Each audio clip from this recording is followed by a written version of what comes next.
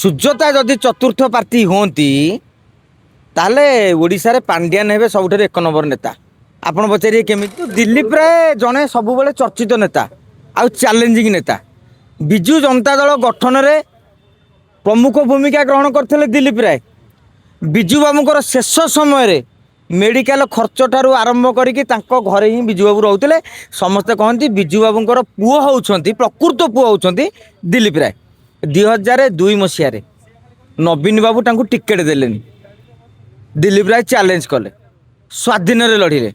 ବିଜେପିରେ, କଂଗ୍ରେସର ଏବଂ ବିଜେଡ଼ିର 14 ବିଧାୟକ ତାଙ୍କୁ ସମର୍ଥନ କଲେ। ନବୀନ ବାବୁ କିଛି ବି କରିପାରିଲେନି। ଚ୍ୟାଲେଞ୍ଜ କରିକି ସେ ରାଜନେତା। ଏଇ ଦିଲ୍ଲୀପ ରାୟଙ୍କୁ ନେବା ପାଇଁ 2024 ନିର୍ବାଚନ ପୂର୍ବରୁ ପ୍ରଣବ ପ୍ରକାଶ ଦାସ ଯାଇଥିଲେ ମେ ଫେୟାର। ଅନୁରୋଧ କଲେ ଯେ ଆପଣ ପୁଣି ବିଜେଡ଼ିକୁ ଫେରି ଆସନ୍ତୁ।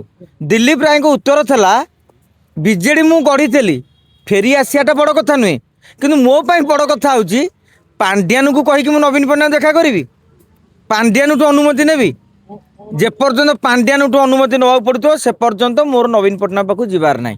ଆପଣ ଦେଖିଥିବେ ଯେତେବେଳେ ଦିଲ୍ଲୀପ ରାୟ ନବୀନ ନିବାସ ଯାଇକି ଭେଟନ୍ତି, ସେ କାହା ଭାଇ ମିଡ଼ିଆରେ ନୁହେଁ, ସିଧା ନବୀନ ବାବୁଙ୍କ ସାଙ୍ଗରେ କଥା ହେଇକି ଆସନ୍ତି। ଆଉ ଦିଲ୍ଲୀପ ରାୟ ନବୀନ ବାବୁ ଯେତେବେଳେ କଥା ହୁଅନ୍ତି କେତେବେଳେ ବି ପାଣ୍ଡିଆନ ଉପସ୍ଥିତ ରହନ୍ତିନି, ଅନ୍ୟ କର୍ମଚାରୀ ଉପସ୍ଥିତ ରହନ୍ତିନି। କାହିଁକି ଜାଣିଛନ୍ତି? ଯେତେବେଳେ ନବୀନ ବାବୁ ରାଜନୀତିକି ଆସିନଥିଲେ, ଦିଲ୍ଲୀପ ବାବୁ ରାଜନୀତି କରୁଥିଲେ, ବିଜୁ ପଟ୍ଟନାୟକ ପାଖକୁ ପ୍ରତି ମାସରେ ବହିରେ ଲେଖା ହେଇଛି। କେତେବେଳେ ଗାଲୁଆ କହେ ଯେ ତୁ ବହୁତ ଜାଣିଛୁ ବୋଲି କହିବେ ନା, ବହିରେ ଲେଖା ହେଇଛି। ସାରା ଓଡ଼ିଶା ରାଜନେତା ଜାଣିଛନ୍ତି।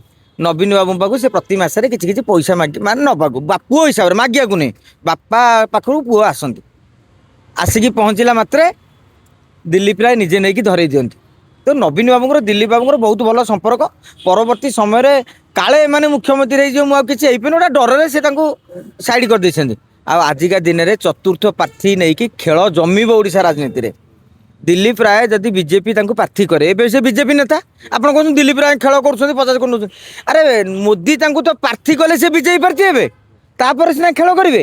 ଯଦି ମୋଦି ପ୍ରାର୍ଥୀ ନ କରିବେ ଦିଲ୍ଲୀପ ରାୟ କ'ଣ କରିବେ? ପ୍ରାର୍ଥୀ ହେଇପାରିବେ? ସିନା ତମେ ବିଜେଡ଼ିରୁ ଲୋକଙ୍କୁ ନେଇଯିବ, କଂଗ୍ରେସରୁ ଲୋକଙ୍କୁ ନେଇଯିବ, ଆପଣମାନେ କୌଣସି ପ୍ରକାର ନେଇପାରିବେନି ବିଜେପିର ଲୋକଙ୍କୁ। କାରଣ ବିଜେପିର ସମସ୍ତଙ୍କ ଡର ମୋଦିଙ୍କୁ ସାଇଜ୍ କରିଦେବେ। ତେଣୁ ଯଦି ଦିଲ୍ଲୀପ ରାୟଙ୍କୁ ମୋଦି ପ୍ରାର୍ଥୀ କଲେ, ବିଜେଡ଼ିର ନେତାମାନେ ବି ସ୍ୱାଭାବିକ ଭାବରେ କୁହାହେଉଛି ଭୋଟ୍ ଦେବେ। ଆପଣ କହିବେ ସନା ମହାକୁଡ଼, ଅରବିନ୍ଦ ମହାପାତ୍ର କାଳେ ଭିତିରିଆ ଯୋଜନା କରିଥିଲେ ରାଜ୍ୟସଭା ନିର୍ବାଚନ ପାଇଁ, ସେଥିପାଇଁ ତାଙ୍କ ଉପରେ ଆକ୍ସନ୍। ମୋତେ କହିଲେ ସେତେବେଳେ ଟିକେ ଡର ଥିଲା, ଏବେ ଓପନଲି ସେମାନେ ବୁଲିବାକୁ ତମେ ସୁଯୋଗ ଦେଲ। ଯିଏ ତୁମକୁ ଦିଲ୍ଲୀପ ରାୟଙ୍କୁ ଭଲ ପାଉଛି ସେ ତ ଭୋଟ୍ ଦେଇଥାନ୍ତା। 2002 ମସିହାରେ ନବୀନ ବାବୁ ମୁଖ୍ୟମନ୍ତ୍ରୀ ବି ଥିଲେ, ଏବେ ତ ମୁଖ୍ୟମନ୍ତ୍ରୀ ବି ନୁହନ୍ତି। ସେତେବେଳେ 14 ବିଧାୟକଙ୍କୁ ତୁମେ ଅଟକାଇ ପାରିଥିଲ, ଆଉ ଆଜି କେମିତି ଅଟକାଇ ଦେବେ? ଯିଏ ଯାହାକୁ ଦେବା କଥା ତା ସେଟିଂରେ ଦେବ। ଆଉ ରହିଲା ପଇସା ପତ୍ର କାରବାର କଥା। ଆଜ୍ଞା, ଶିରୋ ନାସ୍ତି ଶିରୋ ପୀଡ଼ା। ରାଜ୍ୟସଭା ନିର୍ବାଚନ ବିଜ୍ଞପ୍ତି ପ୍ରକାଶ ପାଇଲାଣି। ପ୍ରଥମ, ଦ୍ୱିତୀୟ, ତୃତୀୟ ପ୍ରାର୍ଥୀ ଆଗ ସ୍ଥିର ହୁଅନ୍ତୁ, ତାପରେ ଚତୁର୍ଥ ପ୍ରାର୍ଥୀ ପାଇଁ ଚିନ୍ତା କରିବା। ପ୍ରଥମ 2, 1, 2, 9, 3 ନ ହେଲା ପର୍ଯ୍ୟନ୍ତ ଚତୁର୍ଥ ପ୍ରାର୍ଥୀ କ'ଣ? କିନ୍ତୁ ଆଉ ଗୋଟିଏ ଭଲ ସଜେସନ୍ ଆମ ପାଖରେ ଅଛି। ସୁଜତା ଯଦି ଚତୁର୍ଥ ପ୍ରାର୍ଥୀ ହୁଅନ୍ତି ତାହେଲେ ଓଡ଼ିଶାରେ ପାଣ୍ଡିଆନ ହେବେ ସବୁଠାରୁ ଏକ ନମ୍ବର ନେତା। ଆପଣ ପଚାରିବେ କେମିତି?